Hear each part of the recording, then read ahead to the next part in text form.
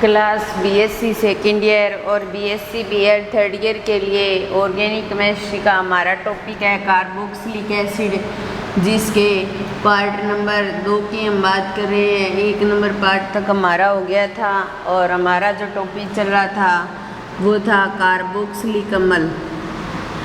तो कार्बोक्सिलिक अम्ल क्या होता है, इससे संबंधित बात हो गई हमारी।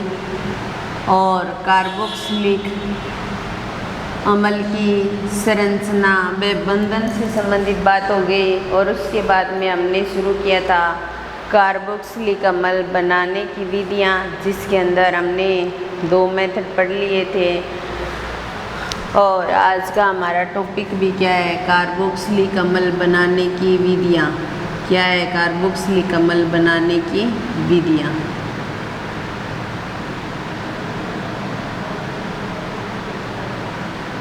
जिसके अंदर 3 नंबर मेथड आता है कार्बोक्सिलिक अम्ल बनाने के लिए, एल्किल बेंजीन के ऑक्सीकरण से।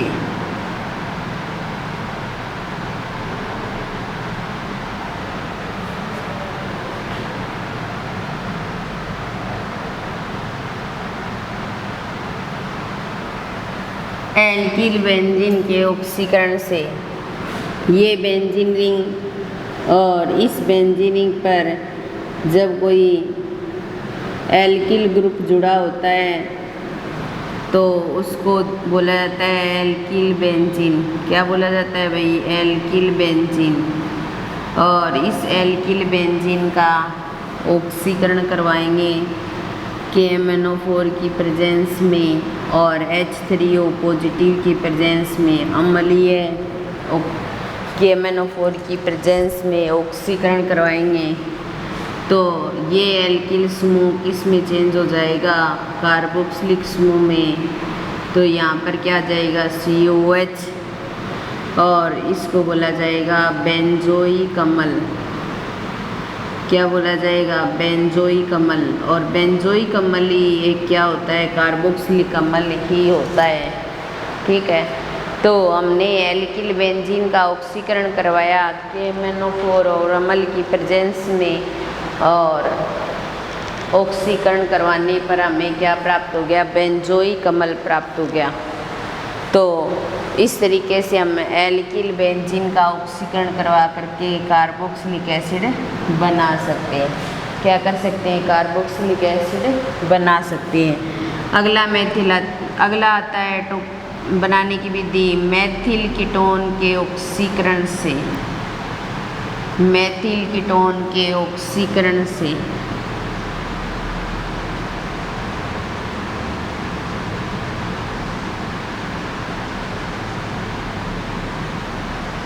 मेथिल कीटोन होता है CH3 और C डबल बॉन्ड O और CH3। ये मेथिल कीटोन है। और मेथिल कीटोन की हैलोजन व क्षार के साथ रिएक्शन करवाई जाए। ठीक है, तो रिएक्शन करवाने पर ये CH3 C double bond O और OH में चेंज हो जाता है, और एक CHX3 येलो फॉर्म जो होता है वो बाहर निकल जाता है। ये तो किस में चेंज हो गया? कार्बोक्सिलिक अम्ल में। किस में चेंज हो गया? कार्बोक्सिलिक अम्ल में। ये किस में चेंज हो गया? येलो फॉर्म में। किस में चेंज हो गया? येलो फॉर्म में। सही मायने में ये रिएक्शन जो होती है वो येलो फॉर्म में विक्रिया है। इस रिएक्शन को मैं आपको अलग से करके बताती हूँ कि सही तरीके से ये रिएक्शन कैसे होती है। CH3 डबल बॉन्ड CH3, इसकी सबसे पहले हम X2 के साथ रिएक्शन करवाते हैं और यहाँ पर 3X2 लेते हैं, तो 3 इसके साथ जुड़ जाते हैं, तो CX3 C double bond O और CH3 बन जाता है, और यहाँ से 3HX बाहर निकल जाता है। ठीक है, फिर उसके बाद में CH3 और C डबल बॉन्ड O और CH3 जो होता है ये NaOH के साथ रिएक्शन करता है। NaOH के साथ रिएक्शन करने पर ये ऐसे जुड़ जाता है, और यहाँ पर CHX3 येलो फॉर्म बनता है, और दूसरा क्या बनता है? कार्बोक्सिलिक एसिड के सोडियम लवण बनते हैं। और जो NaOH के साथ कराने इसमें वाटर भी है, अगर यहाँ OH लगाएंगे तब भी सही है। तो ये क्या बन गया, हेलोफॉर्म बन गया। क्या बन गया, हेलोफॉर्म बन गया। तो ये एक प्रकार की हेलोफॉर्म में बिक्री है। अगर कार्बोक्सिलिक एसिड की फॉर्म में लिखते हैं तो हम इतनी लिखते हैं इस रिएक्शन को। बाकी ये रिएक्शन 2 स्टेप में इस तरीके से होती है सही तरीके से। तो इस प्रकार हम क्या कर सकते हैं, मेथिल कीटोन का ऑक्सीकरण करवाकर हम कार्बोक्सिलिक एसिड बना सकते हैं। ये था कार्बोक्सिलिक एसिड बनाने की विधियाँ, ठीक है। इसके बाद में नेक्स्ट मेथड आता है ट्राई येलो एल्केन से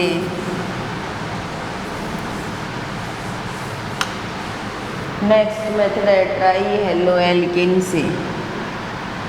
5 नंबर मेथड आता है ट्राई हेलो एल्केन। कई सारी विधियाँ हैं बनाने की ट्राई हेलो एल्केन से।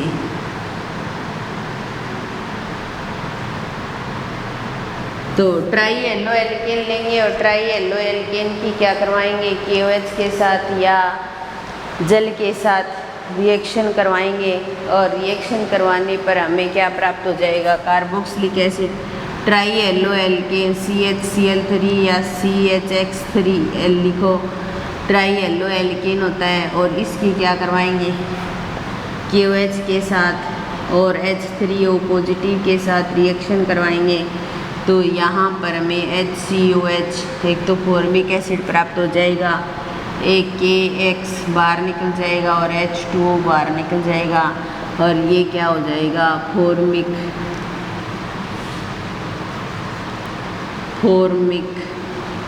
एसिड प्राप्त हो जाएगा। क्या प्राप्त हो जाएगा, ये फॉर्मिक एसिड। फॉर्मिक एसिड भी क्या है, कार्बोक्सिलिक अम्ल है। फिर उसके बाद में नेक्स्ट मेथड आता है नाइट्राइलों के जल अपघटन से।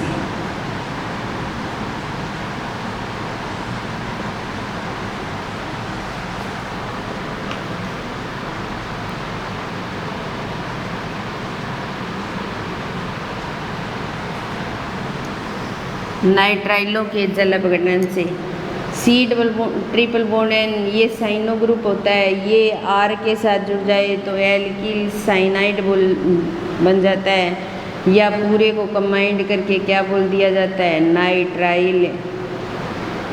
क्या बोल दिया जाता है, नाइट्राइल।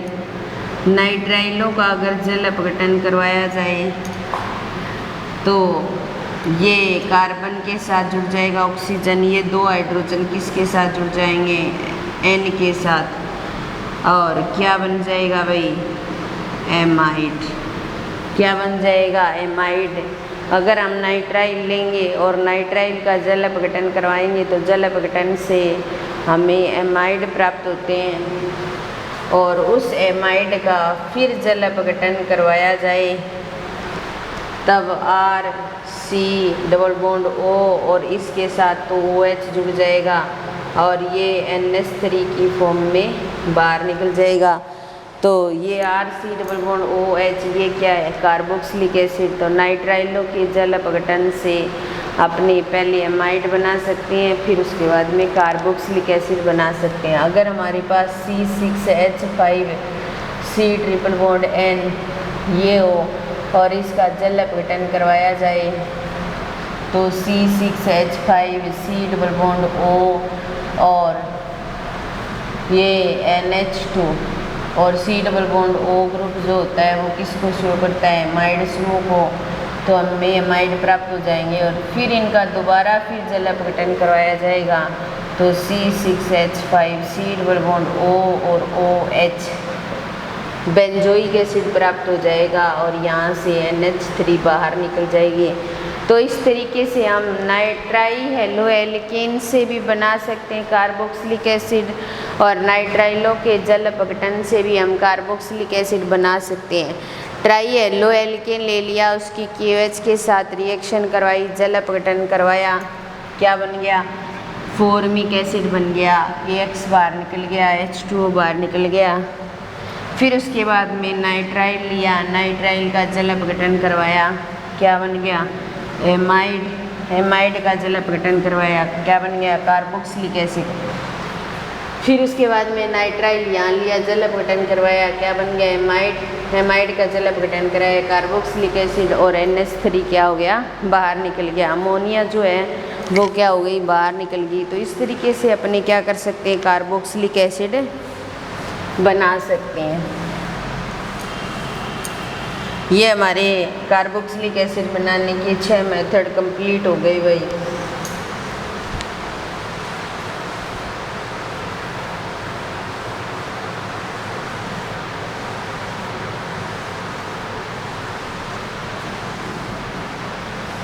उसके बाद में आता है गिरन्यार अभिकर्मक के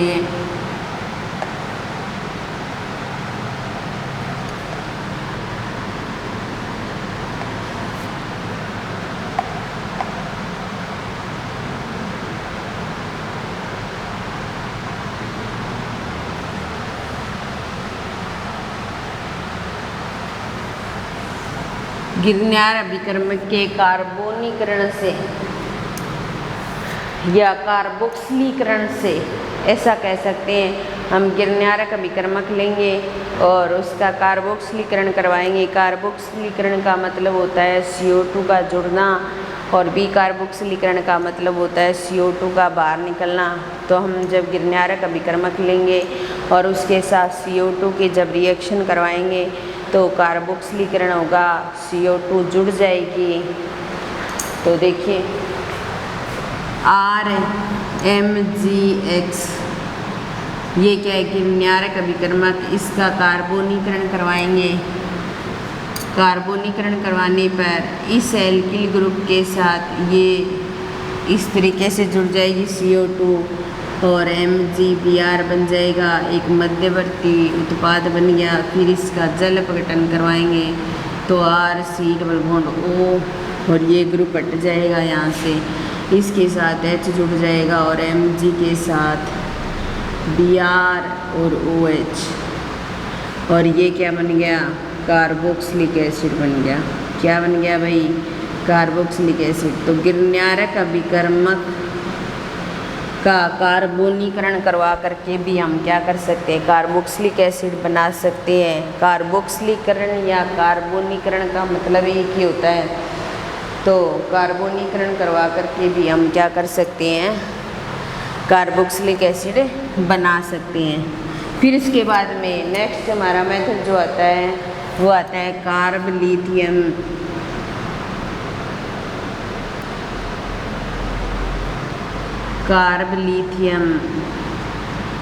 यौगिक के कार्बोनीकरण से।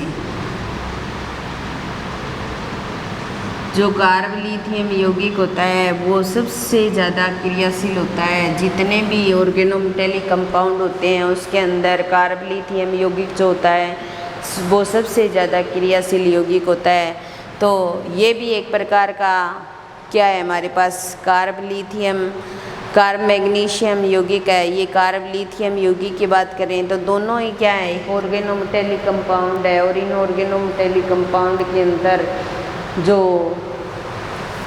कार्ब लिथियम यौगिक होता है ये सबसे ज़्यादा क्रियाशील होता है। जैसे इसके साथ में ये Br जुड़ा हुआ है और इसके साथ में हम 2Li की अभिक्रिया करवाएंगे और अभिक्रिया करवाने पर इसके साथ Li जुड़ जाएगा और ये LiBr बाहर निकल जाएगा। ये क्या है? कार्ब लिथियम यौगिक है।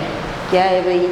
कार्ब लिथियम यौगिक है। और इस कार्ब लिथियम यौगिक के साथ अपने क्या करवाएंगे? किसकी रिएक्शन करवाएंगे? CO2 की। इस कार्ब लिथियम यौगिक के साथ हम किसकी रिएक्शन करवाएंगे? CO2 की रिएक्शन करवाएंगे और CO2 की रिएक्शन करवाने पर ये C डबल बॉन्ड O और OLi में चेंज हो जाएगा। यानी कि इसका क्या हो गया है? कार्बोनीकरण हो गया है। कार्बोक्सिलिक एसिड जुड़ गया है इसके साथ में और कार्बोनीकरण होने से ये जो CO2 है इसके साथ ऐड हो गई है। फिर इसके बाद में अपने क्या करवाएंगे? इस CO और OLI लेंगे और इसका क्या करवाएंगे, जल अपघटन करवाएंगे। और जल अपघटन करवाने से हमें C डबल बॉन्ड O और OH ये प्राप्त हो जाएगा। और ये क्या होता है, कार्बोक्सिलिक एसिड होता है। क्या होता है ये, कार्बोक्सिलिक एसिड होता है। तो यहाँ पर हमें क्या प्राप्त हो जाएगा, कार्बोक्सिलिक एसिड प्राप्त हो जाएगा।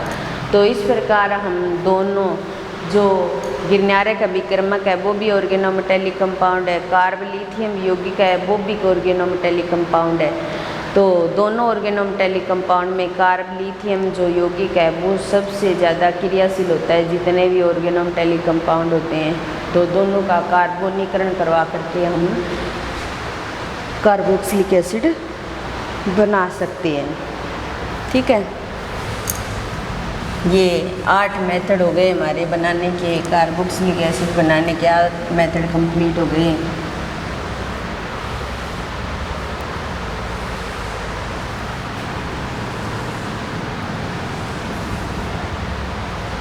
फिर 9 नंबर मेथड आता है अम्ल व्युत्पन्नों के।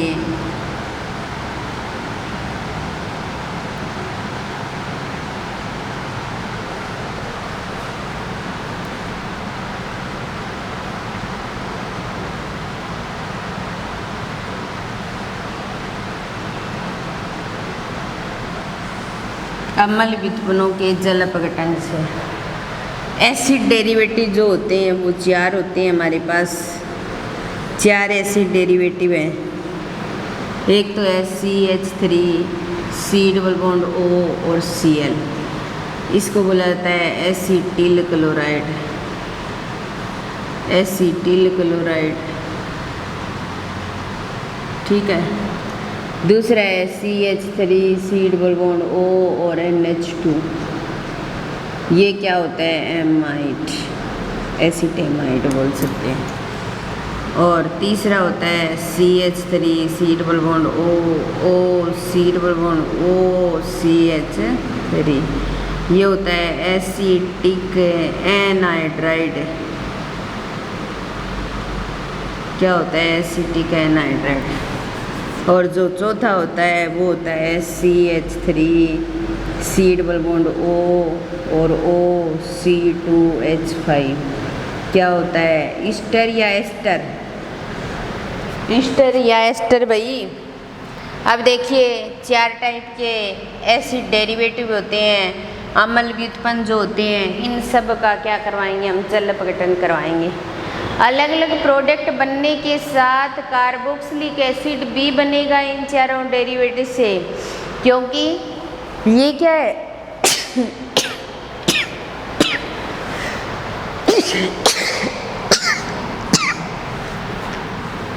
ये चारों क्या है भाई, कार्बोक्सिलिक एसिड के डेरिवेटिव है।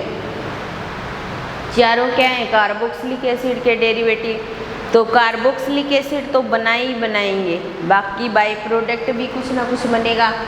ये चारों एसिड डेरिवेटिव ही नेक्स्ट हमारा चैप्टर है इसी नेट का ए पार्ट, तो ये और ये बी पार्ट है। इन चारों एसिड डेरिवेटिव को हम नेक्स्ट चैप्टर के अंदर भी पढ़ेंगे, उनकी बनाने की विधि, उनके प्रयोगशाला मेथड के द्वारा कैसे बनाते हैं और उनकी केमिकल रिएक्शन क्या होती है। तो फिलहाल तो हम जल अपघटन करवा करके क्या बनाएंगे भाई, कार्बोक्सिलिक एसिड। ठीक है, कार्बोक्सिलिक एसिड बनाएंगे। ये Cl और ये H HCl के रूप में बाहर निकल जाएंगे और OH इनके साथ जुड़ जाएगा, तो C डबल बॉन्ड O और O और H और प्लस में HCl। क्या बन गया, कार्बोक्सिलिक एसिड। साथ में क्या बन गया, HCl। फिर इसका जल अपघटन करवाएंगे हम। एक H इसके साथ चला जाएगा NH3 के रूप में, और OH किसके साथ जुड़ जाएगी, इसके साथ, तो CH3, C double bond O और OH। क्या बन गया भाई, कार्बोक्सिलिक एसिड। और साथ में NH3 बाहर निकल जाएगी। फिर इसका जल अपघटन करवाएंगे, तो ये एक ऐसा डेरिवेटिव है जो दोनों ही कंपाउंड क्या बनाता है भाई, कार्बोक्सिलिक एसिड के बनाता है। एक के साथ तो OH जुड़ जाएगा और एक के साथ दोनों ही क्या बन जाएंगे, कार्बोक्सिलिक एसिड बन जाएंगे। और इसका अगर जल अपघटन करवाएंगे तो एक तो बनेगा कार्बोक्सिलिक एसिड और दूसरा क्या बन जाएगा C2H5OH। ये कार्बोक्सिलिक एसिड, ये कार्बोक्सिलिक एसिड, ये क्या बन गई अमोनिया, ठीक है। ये कार्बोक्सिलिक एसिड, ये कार्बोक्सिलिक एसिड, ये क्या बन जाएगा एथेनॉल। ये क्या है हमारे पास एसिड डेरिवेटिव है। एसिड डेरिवेटिव का अगर जल अपघटन करवाते हैं तो हमें कार्बोक्सिलिक एसिड तो प्राप्त होगा ही होगा, क्योंकि कार्बोक्सिलिक एसिड के डेरिवेटिव हैं। तो कार्बोक्सिलिक एसिड नहीं बनाएंगे तो फिर क्या बनाएंगे। तो इसीलिए अगर कार्बोक्सिलिक एसिड के डेरिवेटिव का अगर हम जल अपघटन करवाते हैं तो हमें कार्बोक्सिलिक एसिड तो प्राप्त होता है, उसके साथ में कुछ बाय प्रोडक्ट भी प्राप्त होते हैं, ठीक है। तो इसके साथ ही हम आज की क्लास भी यही समाप्त करते हैं, बाकी नेक्स्ट क्लास में करेंगे। धन्यवाद।